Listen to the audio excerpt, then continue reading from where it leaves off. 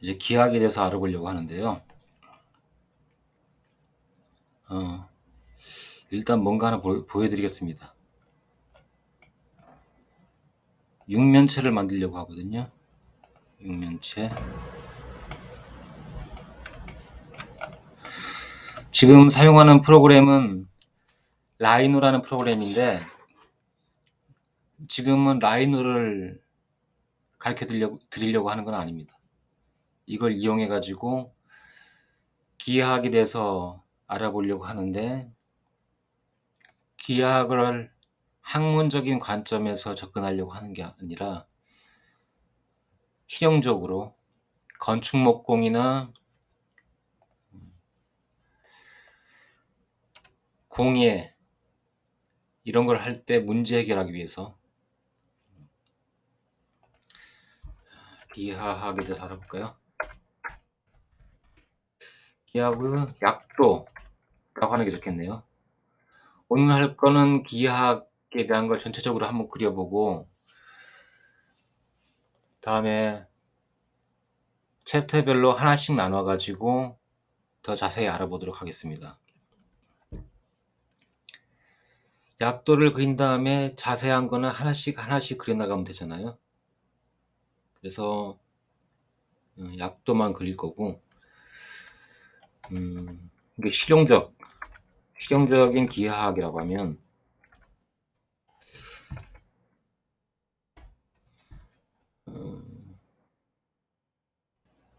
문제 해결을 하거나 뭔가를 해내기 위해서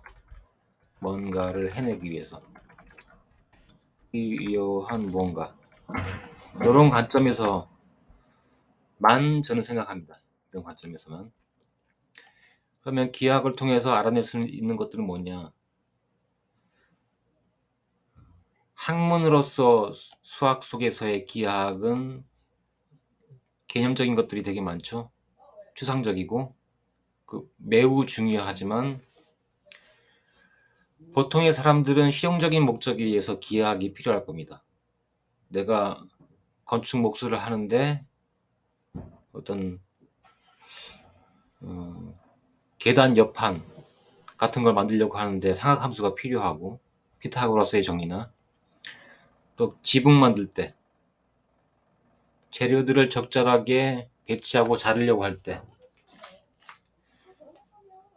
또 필요한 자재가 얼마나 드는지, 총 무게가 얼마나 되는지, 또 그런 걸 통해 가지고 적산을 해서 돈이 얼마나 드는지, 그런 거 알아내기 위한 거죠. 그래서 기하학을 통해서 알아내려고 하는 거는 어떤 위치, 좌표라고 그냥 할게요. 좌표. 다음에 길이, 면적, 부피, 이런 것도 알아내야 되죠. 결국에는 이것들은 기중이나 밀도를 통해 가지고, 기하학을 통해서 결국에는 무게 알아내고, 무게를 알아내면 이거 구조적인 안정성, 그걸 예측하는데 중요하고, 더 중요한 거는 돈이죠. 예. 돈이 얼마나 드는지, 품은 얼마나 드는지. 그런데도 기하학이 유용하게 쓸 수 있죠, 당연히.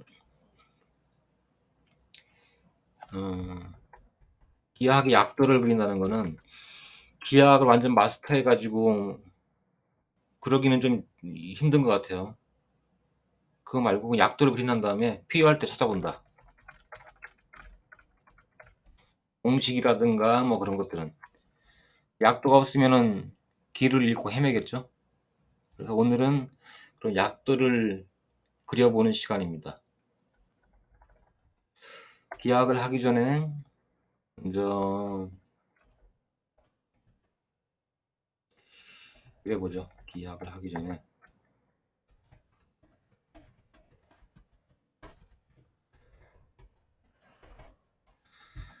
차원이라는 게 있고 공간이 있다.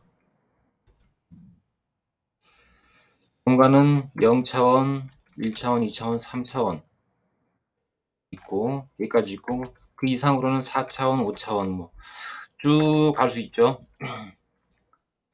근데 이런 것들은 이제 4차원 이상은 다루지를 않습니다. 여기서는.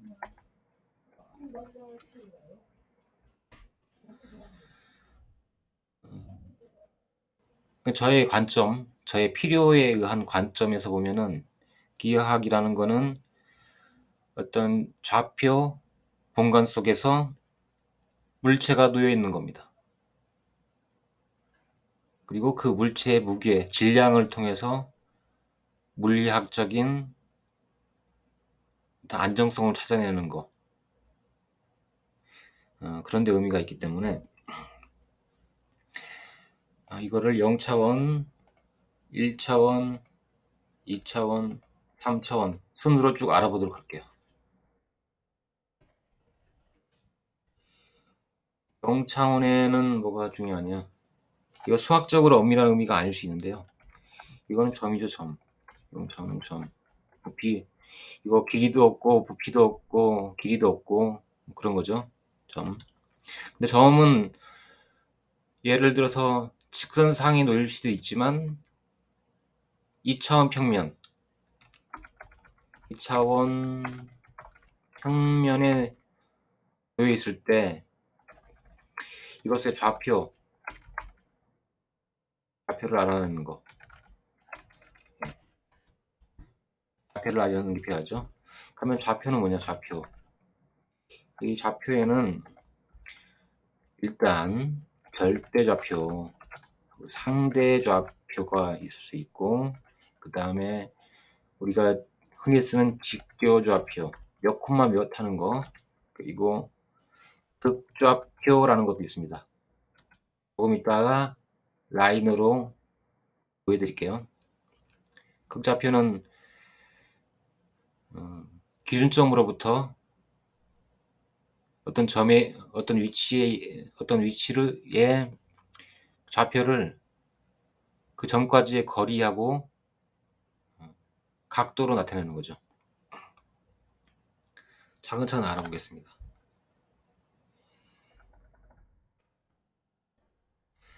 유튜브에서 기하학을 하다 보면은 이상하게 좀 4차원하고 5차원에 대한 것들이 되게 많아요. 0, 1, 2, 3차원은 그거 다 중고등학교 때 배운 거 아니냐, 더 이상 관심 있을 필요가 있냐라고 하지만 어떤 현실 속에서, 생활 속에서 혹은 직업적인 측면에서 내가 필요한 것, 기하학적인 해결을 찾으려고 하면은 그거조차 쉽지 않거든요. 근데 사람들이 너무 그런 거 좀, 그 기하학이나 물리학을 되게 인문학적으로 접근하는 것 같아요. 어떤 소양처럼. 물리학도 유튜브에 검색해 보면은 대부분 무슨 양자역학, 뭐 파동방정식, 뭐 그런 게 많이 나와 있죠. 그거는 진짜 똑똑한 사람한테 맡겨두고 우리는 일상적인 문제를 해결해야 되죠. 예. 저는 그런 거에 대해서만 합니다. 3차원까지만. 0, 1, 2, 3차원. 이것도 만만치가 않고요. 예. 이미 초등학교 때 거의 배운 게 한 50%고 중학교까지의 기하학문 알아도 사실 뭐 문제 다 해결할 수 있는데 막상 어른 되고 나서 되돌아보면 기억나지 않고 간단한 문제도 해결을 못 하거든요. 그래서 오늘 쭉 알아보고 삶에 도움이 되셨으면 좋겠습니다. 다음에 1차원. 1차원은 선에 대한 거죠. 선은 그냥 직선, 산뜻한 선, 그리고 곡선 이렇게 나눠질 수 있는데 수학적으로 엄밀한 의미에서는 직선, 선이라고 하면은 이게 선도 직선이라고 하면 개념상으로는 양방향으로 무한히 긴 선을 말하더라고요. 반직선이면 이거는 한 점부터 해 가지고 반대편으로는 무한한 선이고 A 지점에서 B 지점으로 연결하는 것들은 이거는 그냥 선분이라고 하더라고요. 다 필요 없고 저는 그냥 선이라고 하겠습니다.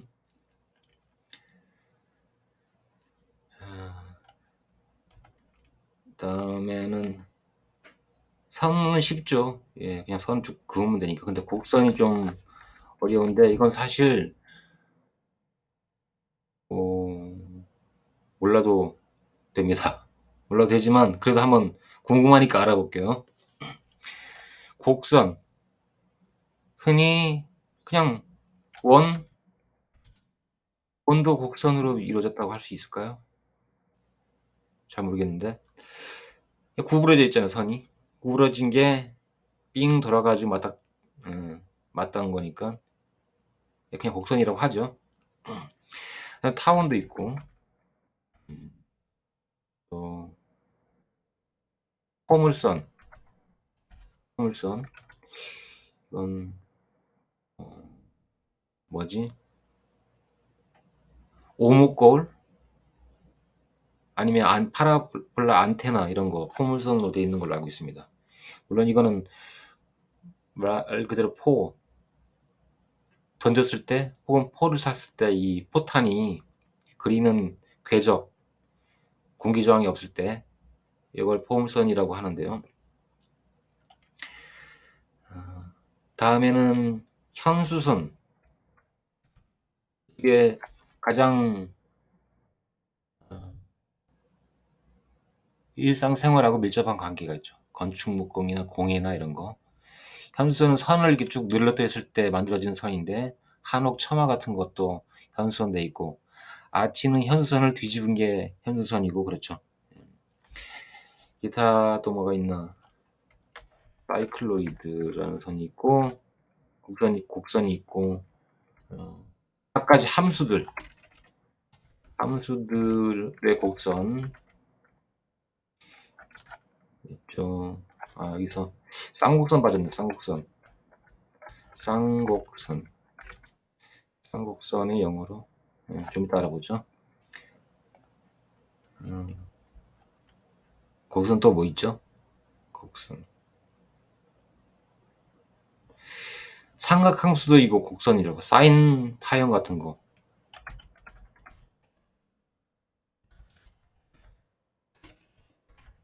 이것도 곡선의 일부라고 할 수 있네요. 어떤 문제를 해결하려고 할 때 이런 곡선들을 사용할 수 있을 겁니다. 선까지 다 알아봤고요. 이것들을 좀 그려보죠. 조금 있다가 라인으로 2차원 2차원 2차원은 이제 평면도형 평면도형에서 알아보고 평면도형 어, 아, 야, 이거부터 다시 생각해보자. 예. 여기는 지금 우리 조금 이따 라인으로 이거를 실습을 해볼 건데 아니 실습은 아니죠. 그냥 보여드리는 건데 이거 라이노 강의 아니니까 라이노에 이런 개념이 있어요. 이렇게 점이다, 포인트야. 포인트가 쭉 모이면 이게 라인이 돼요. 라인 혹은 커브, 커브라고 하죠. 이게 또 그냥 오픈 커브라는 게 있고 클로즈드 커브라는 게 있거든요. 클로즈드 커브. 여기서는 클로즈드 커브하고 이 그, 그 약간 좀 다르긴 하네. 서피스하고 약간 좀 비슷합니다. 같은 건 아니죠. 예. 클로즈드 커브 속을 채우면 서페이스가 되거든요.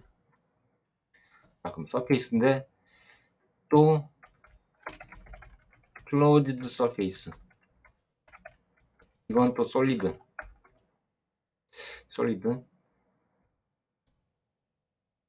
입체 도형이라고 하는 거. 그런 개념들이 있거든요. 그냥 지금 바로 한번 이것만 보여드리면 좋겠다. 이것만 보여드릴게요.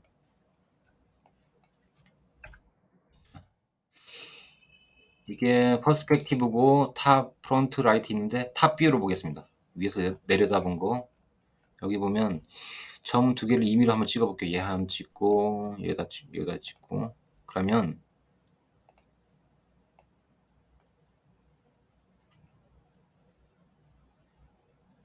라인 스루 포인트 이런 게 있는데 이렇게 되죠. 점과 점을 이었더니 선이 됐다. 하면 점 더 찍어볼까요? 이렇게 찍었어요. 또 이어지죠? 얘 또 이어볼까요? 어디 갔냐? 마지막으로 이렇게 이으면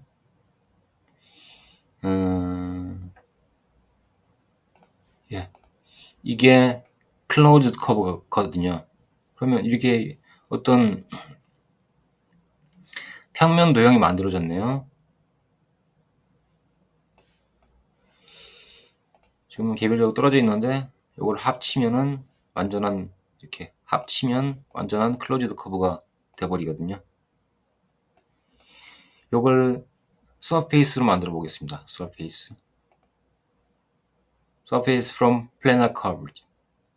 평면 이렇게 하면 이게 서페이스가 되는데 이렇게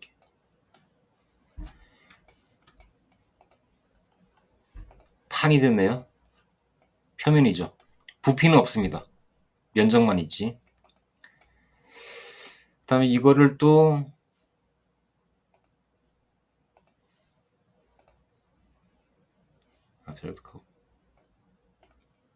위로 올리면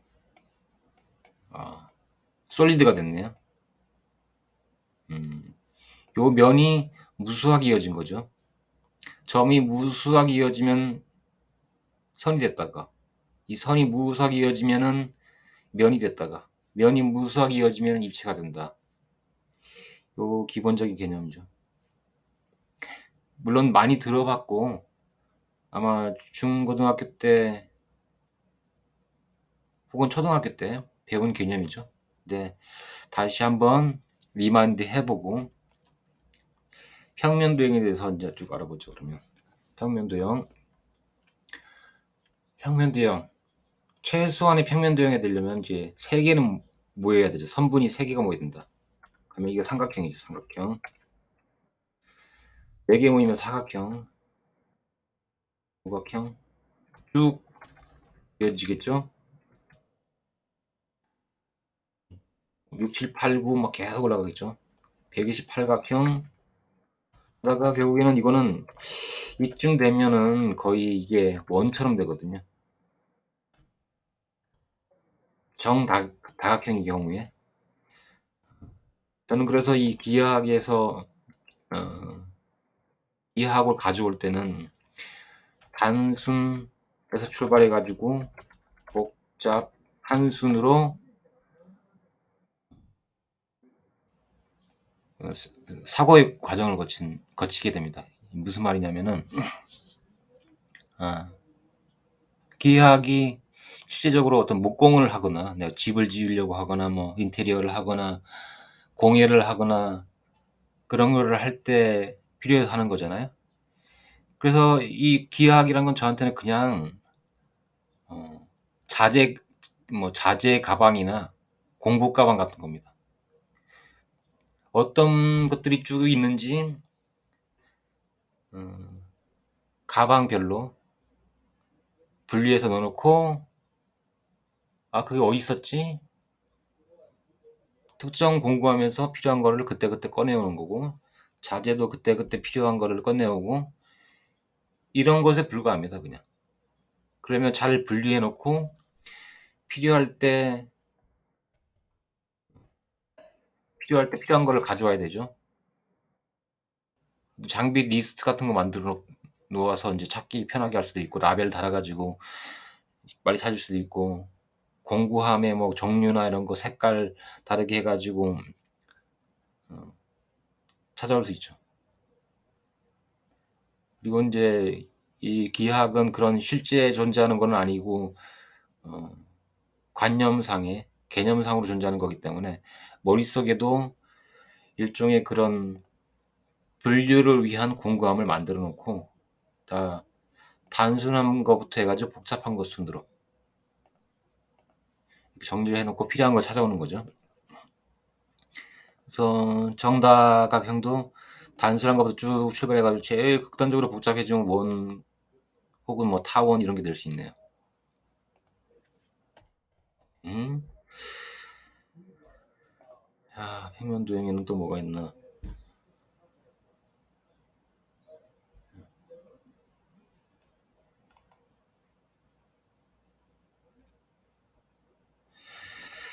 그러면 이 중에서 여러 가지 평면도형이 있지만 제일 중요한 거는 저는 사각형이 제일 중요하다고 생각하고요. 사각형. 그다음으로는 삼각형. 원. 이거 오징어 게임인데 오징어 게임 마크가 삼각형, 사각형, 원 이렇게 돼 있잖아요. 네, 그 감독님이 어 이런 생각했나 보네. 예.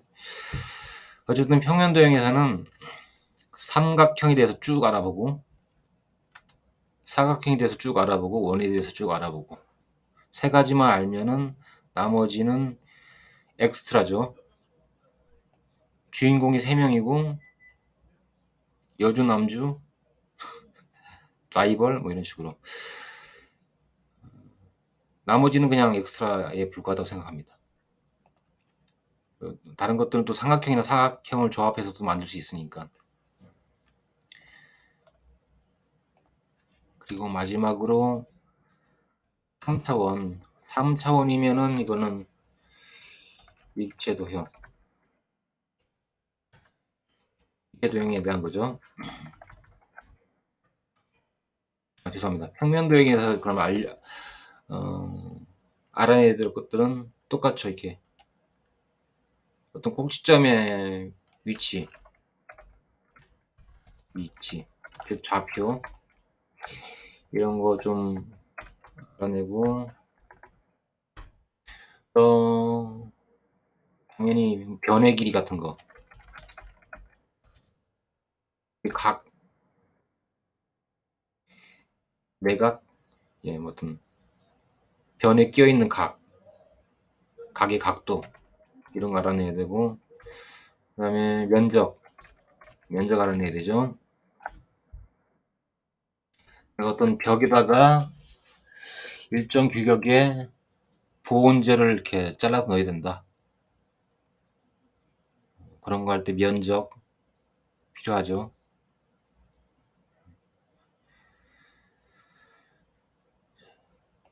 입체도형에선 그러면 뭘 알아야 되죠? 당연히 똑같죠. 이게 뭐 좌표, 좌, 좌표, 변 알아야 되고 변의 길이, 막 그냥 길이라고 하죠. 길이, 면적 알아야 되고 입체도형에만 있는 게 부피죠. 기하학에서는 다루진 않지만 이 부피는 결국에는 비중을 통해 가지고 비중이나 밀도를 통해 가지고 이 무게를 알아내시죠. 무게. 무기가 있어야지 그 다음부터 힘이나 이럴 거. 힘, 운동량, 힘경량, 힘, 에너지, 일률 뭐 이런 게 나올 수 있잖아요. 뭐 관성, 작용 반작용,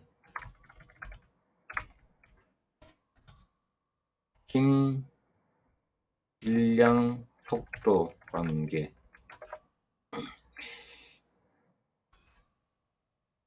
그러면 이런 물리학을 하기 전에도 여기서부터는 물리네. 물리를 하기 위해서도 기하가 기본적인 바탕이 될 수 있겠습니다. 아무튼 쓸데없는 데로 빠졌는데, 입체도형 이것도 어떻게 관점을 보냐면, 일단은 정다면체, 정다면체를 먼저 봅니다.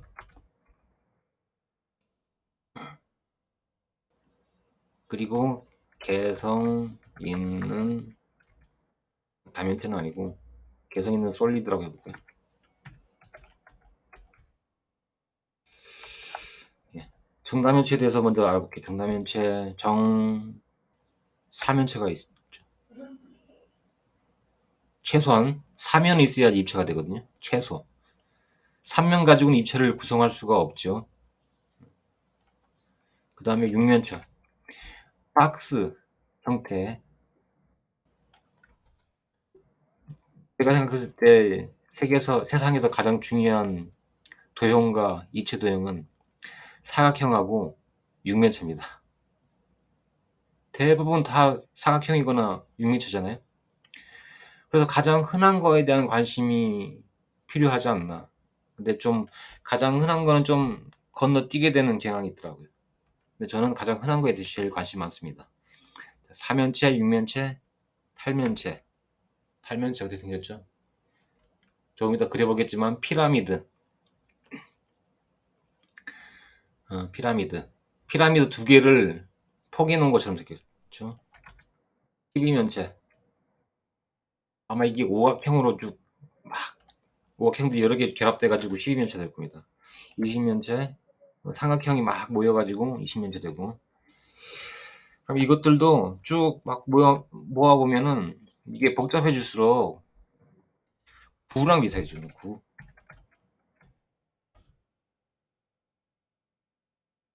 이런 어떤 진행 방향이 있는 거죠. 단순해서 복잡한 방향으로 주르륵 줄 세워 놓고, 예를 들어 드라이버 같은 것도 있잖아요. 드라이버도 작은 거부터 해 가지고 큰 거 순으로 해 가지고 주르륵 정렬을 해야지 필요할 때 필요한 거 빨리 찾아내죠.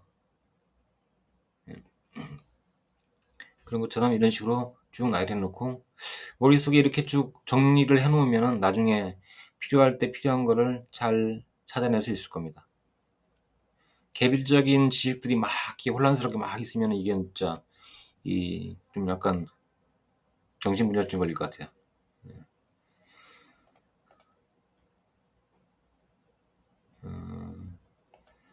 개성 있는 솔리드 지금은 생각이 안 나네요. 피라미드, 축구공에 있는 준다면체, 개성 있는 것들이 좀 있죠. 뭐 트라이포드, 테트라포드, 뭐가 있지? 개성 있는 솔리드, 특이한 거. 일단은 생각 안 나네요. 그 다음에 생각해 볼 게 각기둥. 각기둥, 삼각기둥, 사각기둥, 이 박스죠. 사각기둥, 이 각기둥을 전부 다 프리즘이라고 할 거예요, 영어로는. 근데 이 보통 우리는 삼각기둥을 프리즘이라고 하지만은 오각기둥, 육각기둥, 칠각기둥, 팔각기둥 뭐 다 프리즘이라고 하는 것 같더라고요. 그러면 이것도 각이 계속 많아지면 이것도 지금 원기둥 비슷하게 돼가는 거죠. 어떤 기둥이나 보 같은 거를 세우려고 하는데 뭐 단면을 어떤 기둥 갖다 써야 되지? 무조건 사각기둥이죠. 사각기둥 아니면 H빔이나 뭐 그런 거지만 일단 여러 가지 가능성들이 존재한다. 이어서 각기둥 다음은 각불, 그리고 각불대 이런 순서로 알아볼 건데요. 각불, 이것도 삼각불, 사각불. 사각불은 흔히 피라미드라고 부르죠. 꼭 그럴까? 잘 모르겠어요. 다음에 5각볼, 6각볼, 7각볼, 8각볼 이렇게 쭉 계속 가다가 이것도 원뿔로 변해가겠네요. 각볼 때는 각볼의 윗부분을 잘라낸 거죠. 이것도 똑같이 삼각볼, 사각볼 쭉 가다가 이게 원뿔 때 이런 식으로 변해갈 겁니다. 그러면 지금 쭉 말한 이런 걸로도, 이런 것만으로도 다 무언가를 디자인해 낼 수 있고, 이것들의 조합만으로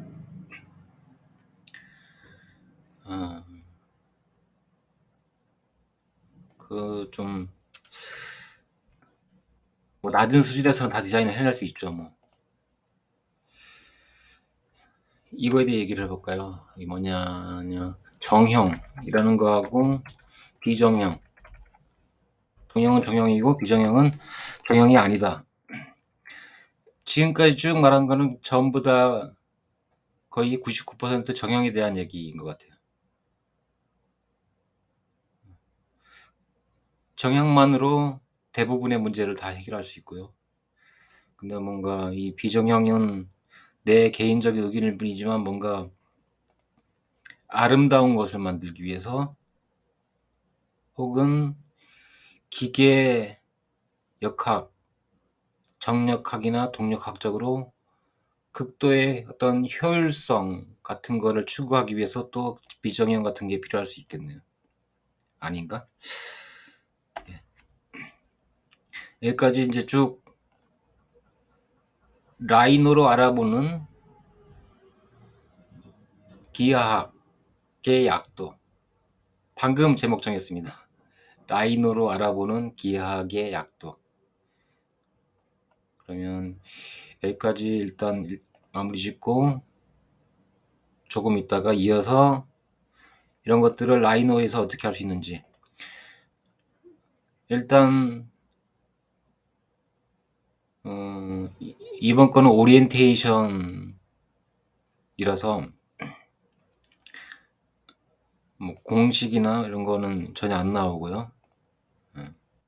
자, 이제부터 본격적으로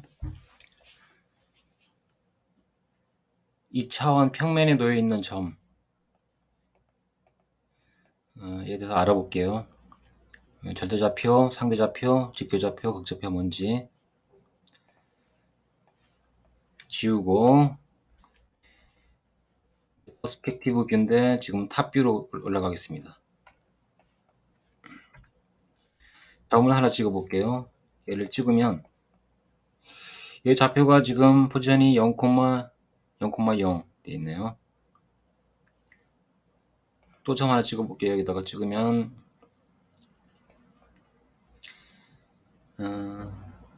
얘는 x로 9, y 4, z는 0이네요. 이거가 직교 좌표죠. 9, 4, 0이.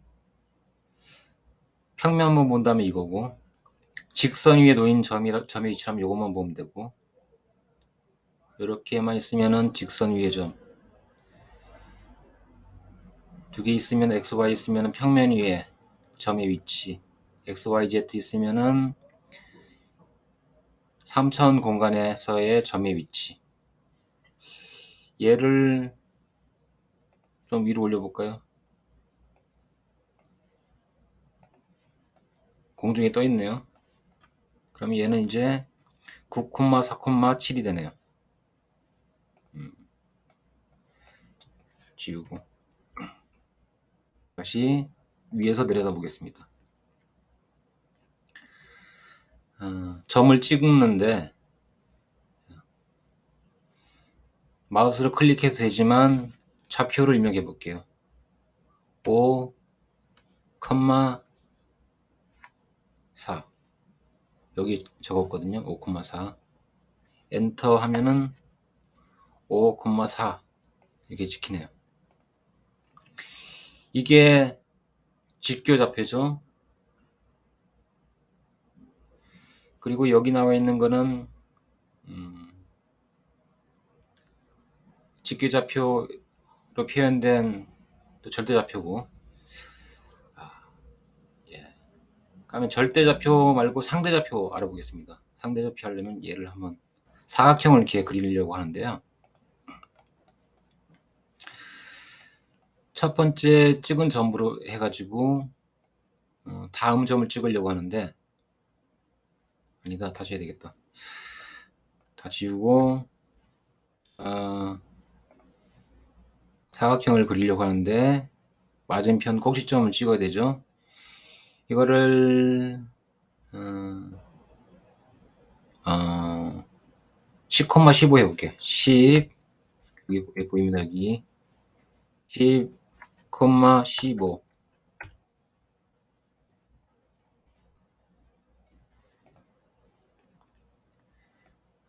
그런데 요번에 또 이렇게 한 다음에 다음 좌표를 찍으려고 하는데 또 10,15 이렇게 해볼게요.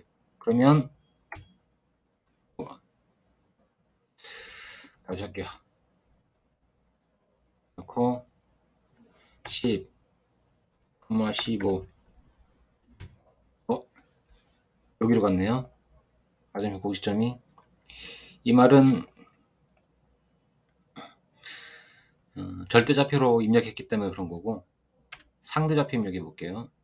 넣고 이 점으로부터 해가지고 상대적으로 어느 위치에 있는가. 이때는 골뱅이 at 입력한 다음에 10,15 입력해 보겠습니다. 지금 한 거는 절대좌표와 상대좌표에 대한 거였고요. 이번에는 직교좌표와 극좌표 알아보겠습니다. 이렇게 보죠. 이 점의 위치는 좌표는 직교좌표로 13,13이네요. 이렇게 하는 게 낫겠다. 16,11이네요. 그러면 이거의 좌표를 다른 방법으로도 나타낼 수 있거든요. 어떻게 나타내느냐? 여기서부터 여기까지 거리, 그리고 x좌표와의 각도, 이렇게 나타낼 수 있는데, 자, 거리 한번 재볼게요.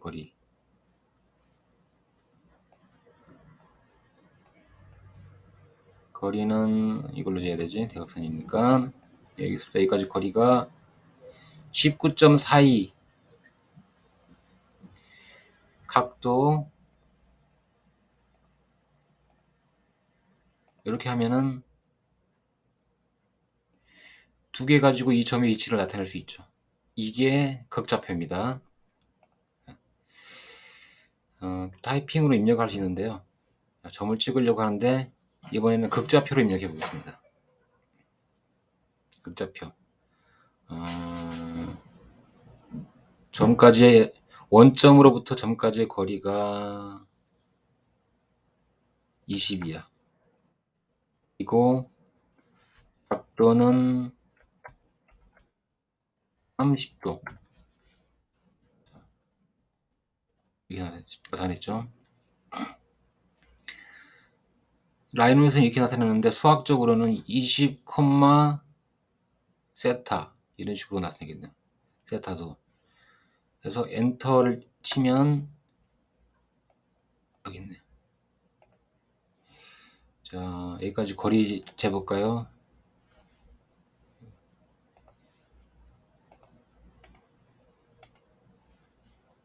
방금 말한 대로 됐는지.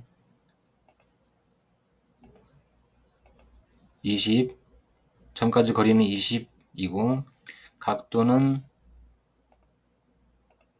30.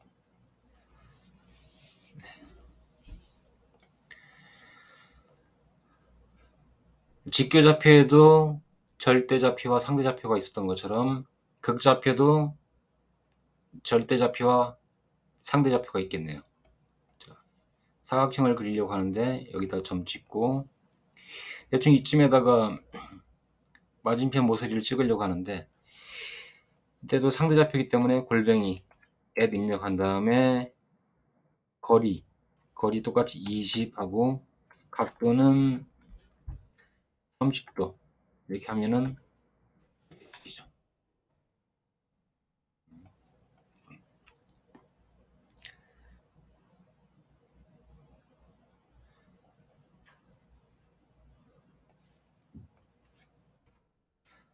다음 알아볼 게 뭐가 있죠? 이번 선에 대해서 알아볼게요. 직선, 반직선, 선분 이런 건 넘어가고 곡선들 쭉 한번 그려볼까요? 원 그려보겠습니다.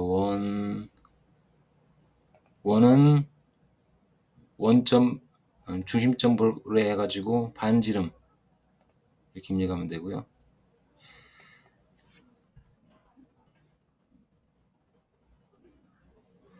자, 또 입력한 다음에 이번엔 숫자로 레디우스 반지름을 10으로 한다. 원 입력되죠. 이 선은 이제 곡선으로 이루어졌네요. 지금 곡선 쭉 그려볼 거니까 이번에는 원의 일부인 호를 그려볼게요. 호 여기서부터 해가지고 이렇게 호 그렸네요. 이것도 일종의 곡선이죠.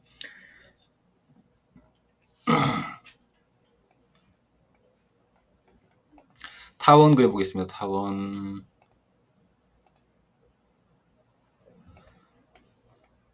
그렸네요.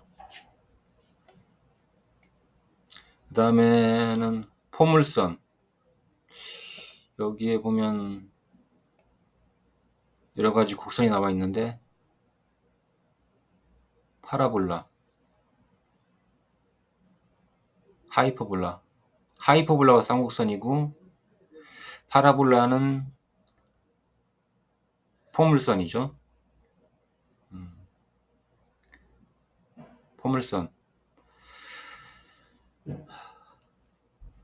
포물선부터 그려보겠습니다. 포물선 점 찍고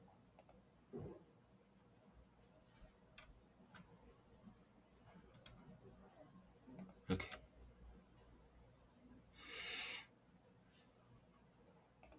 그럼 여기가 아까 포커스였고 여기 이 점은 포커스 꼭지점의 궤적, 흔적 이게 포물선이 되죠. 이거는 어떻게 되어 있는 거냐면은 선 하나 그리고 또 선 하나 그려볼게요. 이게 설명이 안 될 수도 있는데 그냥 모르겠으면 그냥 넘어가면 됩니다. 그냥 다 알 필요는 없죠. 여기 천장이고 여기는 바닥이라고 생각해 보죠. 여기다 선을 쭉 하나 매달았는데 얘를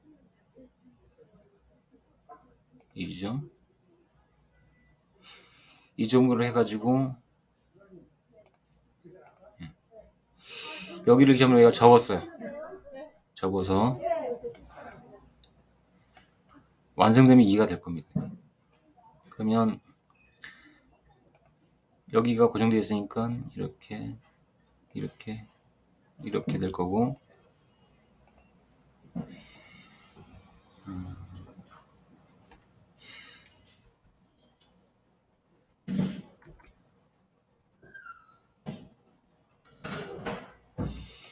이 점을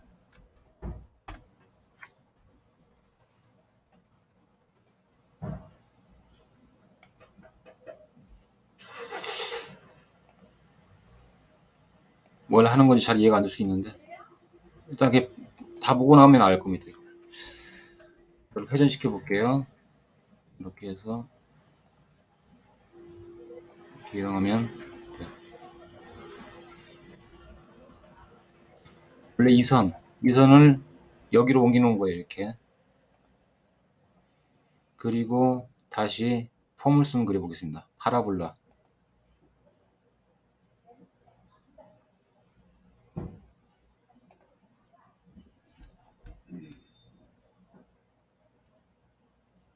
이렇게 그리니까 거기 꼭지점에 꼭 이 점의 흔적이 꼭지점 지나고 요 지점 지나고 요 지점 지나네.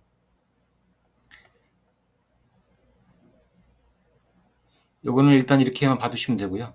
이런 식으로 어떤 지나는 점이 있다라는 정도만 알면 되고, 이 포물선이었고 얘는 하이퍼볼라네요.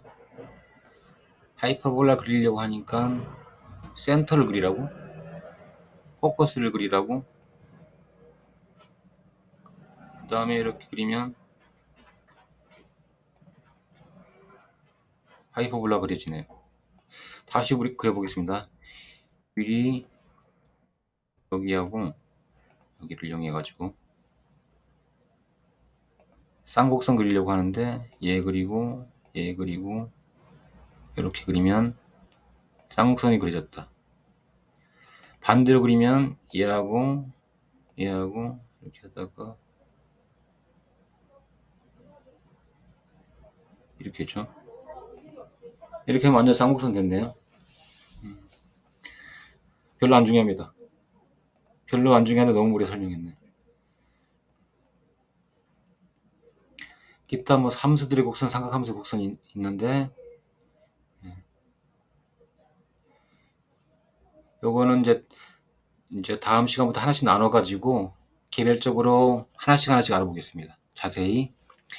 일단 평면도형 그려볼게요. 그냥 일단은 그냥 보기만 하면 됩니다. 너무 다 알려고 하지 말고 그냥 일단은 눈으로만 한번 봐두면 된다. 다음에 자세히 다룰 거니까.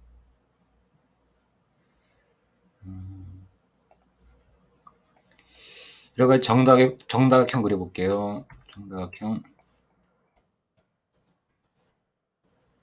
이게 정다각형 그릴 수 있는데 중심 찍고, 근데 지금 육각형을 그린다고 되어 있는데 삼각형 그릴 거거든요. 삼각형. 그러니까 이렇게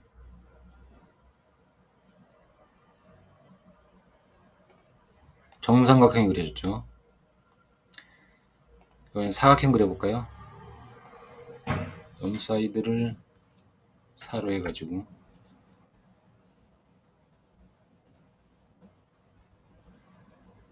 정사각형이죠. 사각형, 오각형, 육각형, 칠각형, 팔각형 계속 그릴 수 있죠.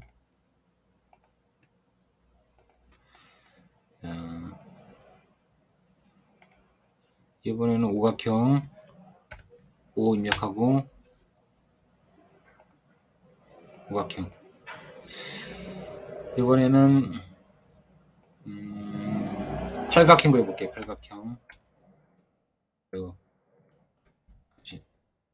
팔각형 8 입력하고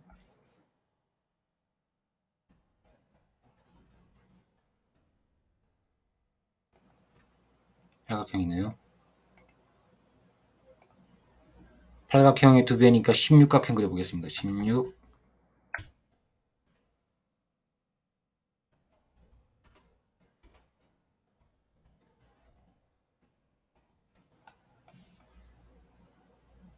팔각형인데 혹시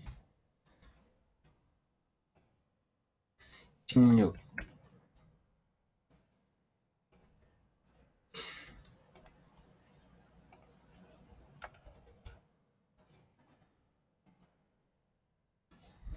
예.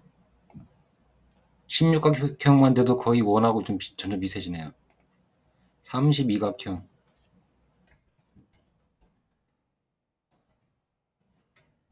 이제 거의 원하고 이제 구분할 수가 없지만 자세히 보면은 32각형이네요. 이렇게 쭉 가다가 결국에는 원입니다. 이거는 3, 4, 5, 6 쭉 가다가 각이 많아지면 결국에는 원처럼 된다 라는 걸 말씀드리고 싶었네요. 여기에서 내가 뭔가를 할 때 필요한 것을 선택만 하면 되죠. 레고 부품처럼.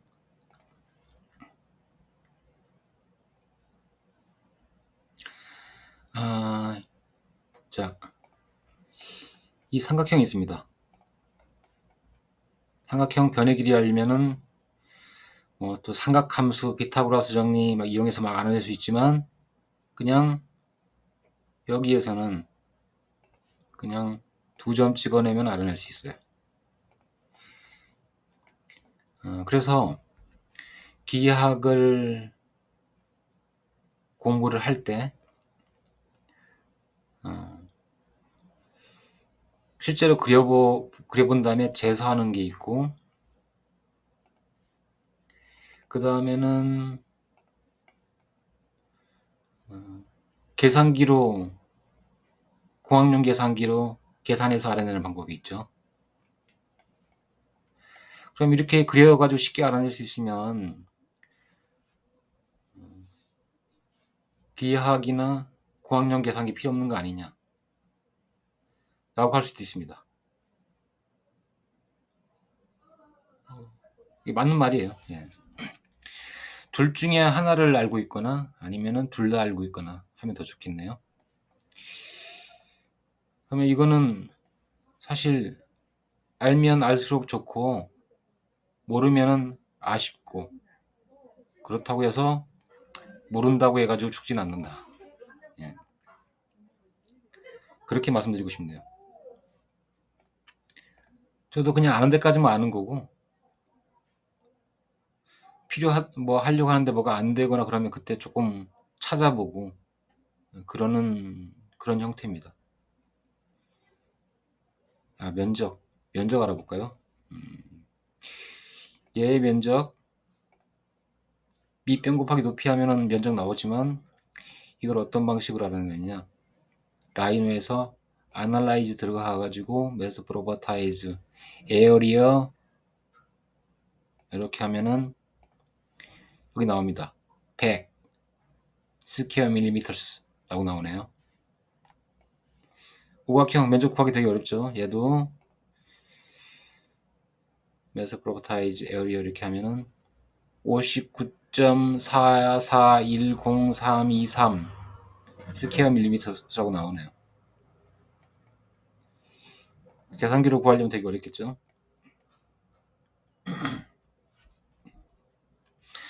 면적 알 수 있고 또 이런 것도 알 수 있습니다. 임의의 막도형을 그려볼게요. 막도형.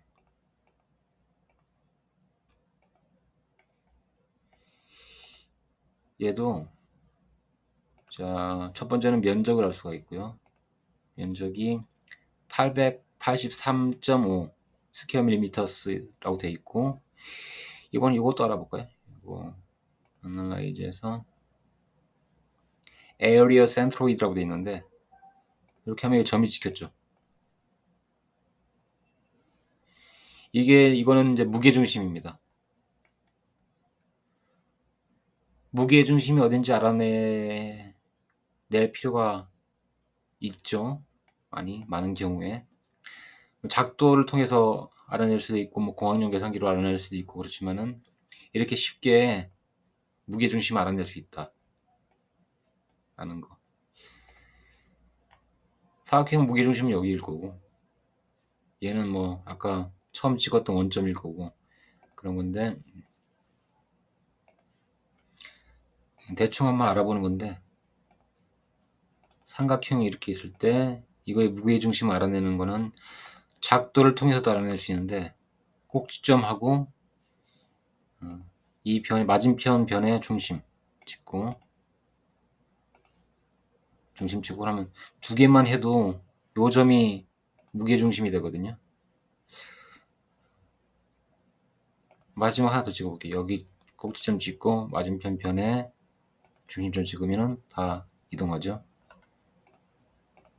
얘 지우고 얘의 무게중심 에어리어 센트로이드 찍으면 같은 위치에 또 점이 찍혔네요. 그렇죠?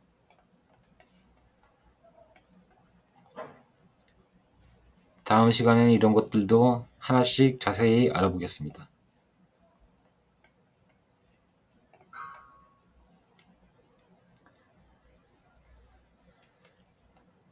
이번에 입체도형 알아볼까요? 입체도형 정다면체. 각 기둥부터 알아볼게요. 각 기둥. 제일 뻔한 게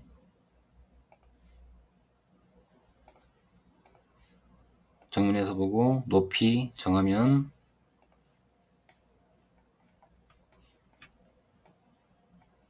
사각기둥이네요. 그러면 아까 그려놨던 것 중에 얘 오각형. 얘도 오각기둥 한번 올려볼게요. 오각기둥은 얘를 그대로 올리면 되는데 높이만 정해주면은 오각기둥 만들어졌죠. 이거는 결국에는 원기둥이 된다.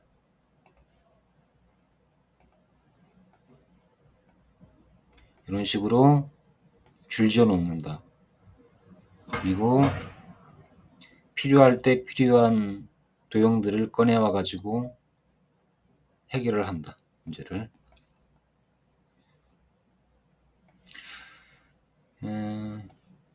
얘 부피 알아볼까요? 오각기둥인데 오각기둥의 부피 알면 에스프로타이즈 볼륨 1426 큐빅 밀리미터스라고 나오네요.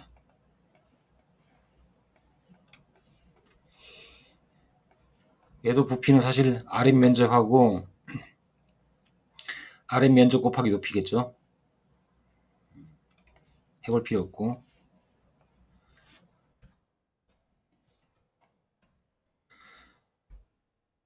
이제 뿔 알아보겠습니다. 뿔.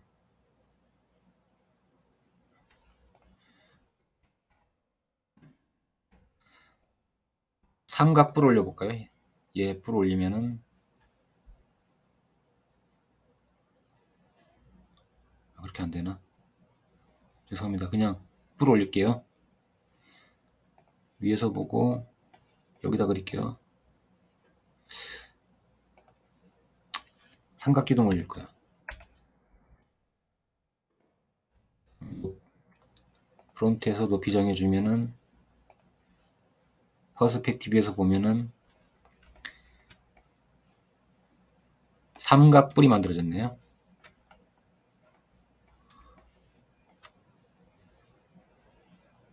원뿔 그려볼게요. 원뿔 높이 입력하면은 원뿔 만들어졌습니다.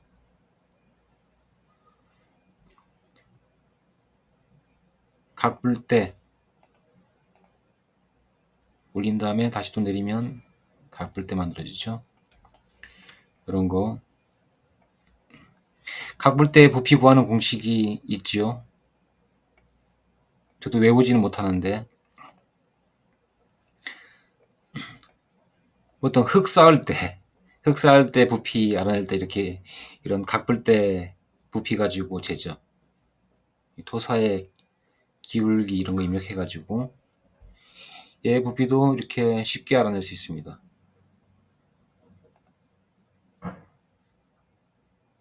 15,848 큐빅 밀리미터스.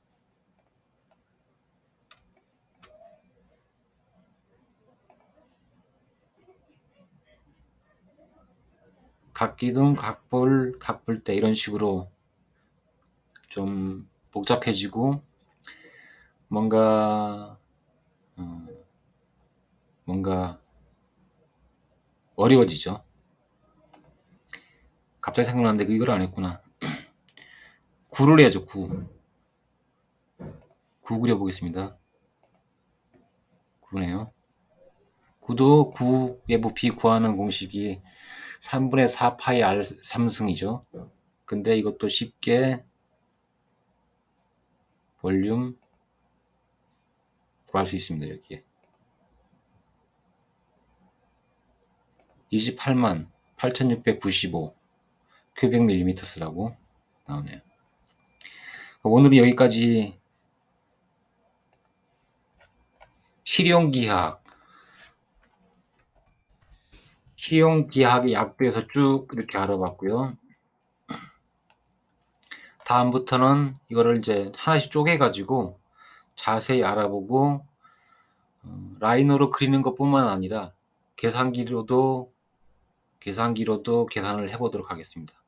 여기에는 좀 어떤 내용이 포함되느냐, 상악 함수 있겠고,